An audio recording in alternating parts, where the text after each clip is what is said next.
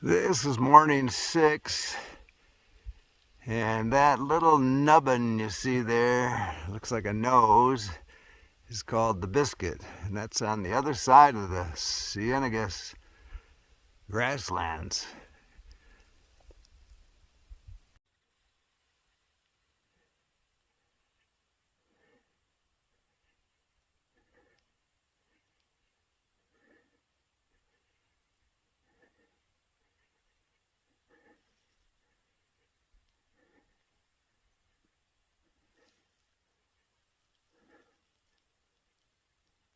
We're looking out over the Ciennegas grasslands. It's free camping. My wife and I spend a few weeks every winter down this valley. Lots of wildlife. To the back of me is Mount Wrightsum, and I think those are the Mustangs.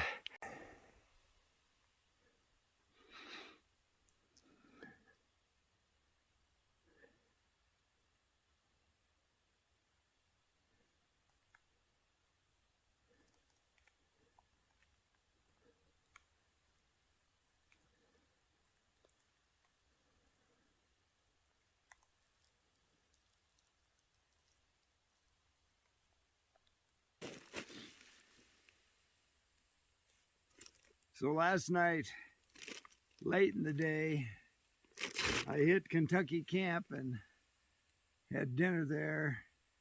And I was lucky enough to find by the John, I found a power. And I was able to charge my phones for about half hour, 40 minutes. Because I'm not sure if my phones are going to make it all the way to Summerhaven. And then when you leave Kentucky Camp, you drop down into a pretty deep canyon, and I could just feel that cold air pouring into that canyon. I thought, I'm not sleeping in that canyon all night. So it was a full moon, so I walked for a couple more miles, probably 5 miles past Kentucky Camp to get up here in the higher hills. Excuse my voice. Much warmer sleeping up here.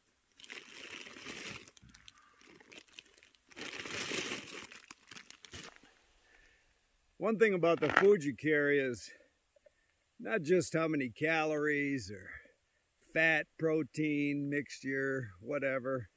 It's if you like the stuff. Because if you're not looking forward to it, you're probably not going to eat it, and you're just carrying it. So, you know, everybody's different. I start out in the morning with carnation and coffee, cold. Still have some left here. Honey stingers, breakfast bar, whatever with it.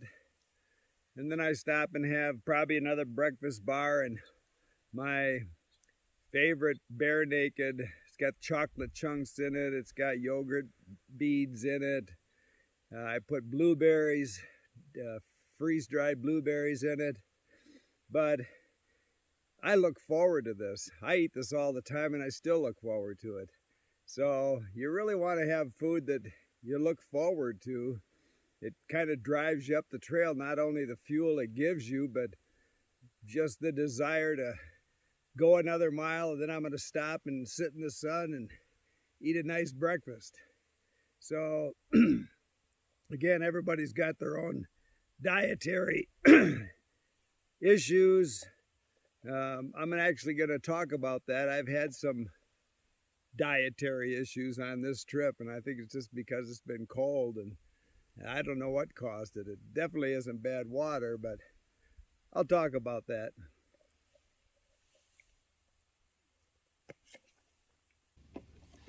So last night I was hiking in the dark. Here's a full moon, and I was on a Forest Service road. That was the trail at that point.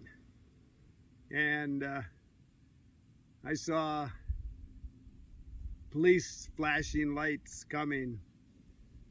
So I just stepped off into the bushes, and it was 5 Border Patrol trucks blasting down the mountain.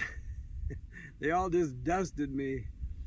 And I don't know if it was a whistle run or shift change.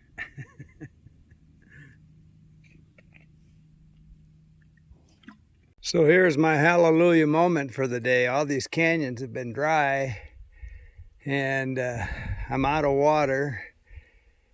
And next water on my far out is 10 miles. So I'm gonna suck this up real good. Past mile 100, and the trail's changing a bit. A lot less water, a lot more prickly pear. And cactus plants of really all kinds. Yeah, these are cow tracks. In fact, I just chased the cow out of that water right there. So that's like the easiest place to get it though. That's why you have a filter.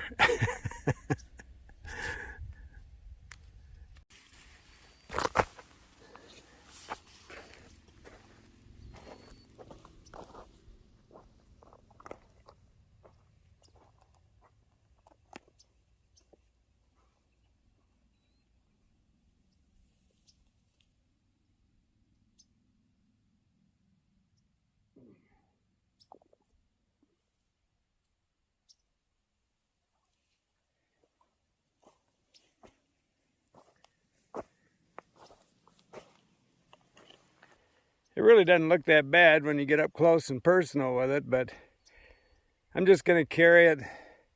There's a road crossing about a half mile up where someone might have stashed a water cache. So if I find that, I won't have to filter this, but compared to what I've seen before, it ain't bad.